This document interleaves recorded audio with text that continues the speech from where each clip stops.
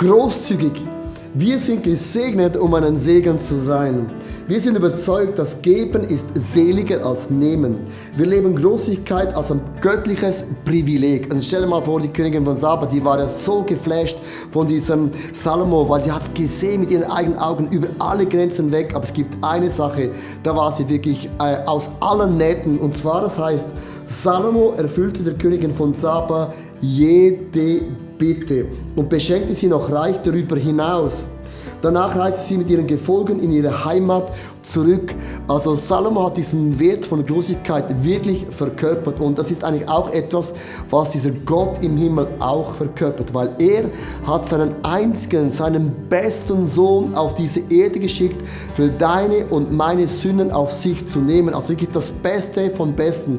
Und die Bibel sagt Folgendes: Wenn wir Gott an die erste Stelle setzen, in unseren Finanzen, in unseren Talenten, in unserer Zeit, in unserer Familie, in meinen Träumen, in meiner Vision, dann wird Gott uns alles geben, was unser Herz, was unsere Seele sich wünscht. Und Großzügigkeit ist ein Mindset, zu wissen, ich kann diesen Gott im Himmel nie überbieten. Also wenn ich gebe, bekomme ich. Wenn ich Gott groß mache, macht Gott groß mich in meinem Leben. Und ein Bild, das wir seit vielen Jahren für unsere Church genommen haben, ist folgendes Bild. Also stell dir mal vor, es ist eine Hochzeit, man macht eine Hochzeitstorte für das Brautpaar, man teilt es in 10 Teile ein und dann das erste Stück der Torte bekommt natürlich das Brautpaar. Es geht hin, nimmt das erste Stück und sagt, wow, das ist Großzügigkeit, schön, einfach edel, wirklich schön anzuschauen.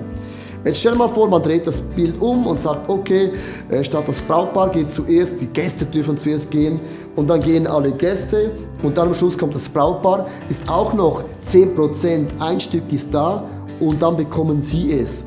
Und wie du beim Bild erkennen kannst, es ist zwar immer noch mathematisch 10%, aber das erste und das letzte Stück ist nicht das gleiche.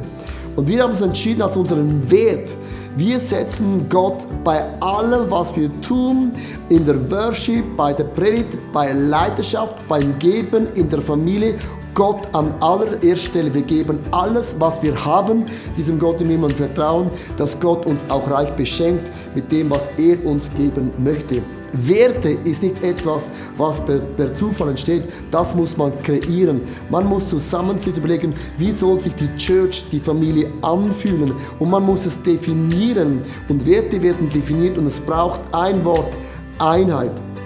Also wenn man nicht am gleichen Stick zieht, dann ist es einfach nur ein Wert, den man auf dem Papier niedergeschrieben hat, hat keinen Power. Aber wenn man sagt, okay, lass uns zusammen für diesen Wert kämpfen und leben, ihn definieren, uns verkörpern, dann bekommt deine Church und meine Church einen Ruf über die Grenzen hinaus, wie bei Salomo, dass Menschen kommen und sagen, sag mir mal ganz kurz, wie habt ihr eure Church aufgebaut? Und sagst du, das sind unsere Werte, es hat einen Preis, wir waren uns einig, wir haben es niedergeschrieben und wir verkörpern es um jeden Preis. Und dann gibt es einen Wert, den wunderbare Menschen sagen, ich kann es riechen, ich kann es sehen und auch hören und mein Herz ist da dabei.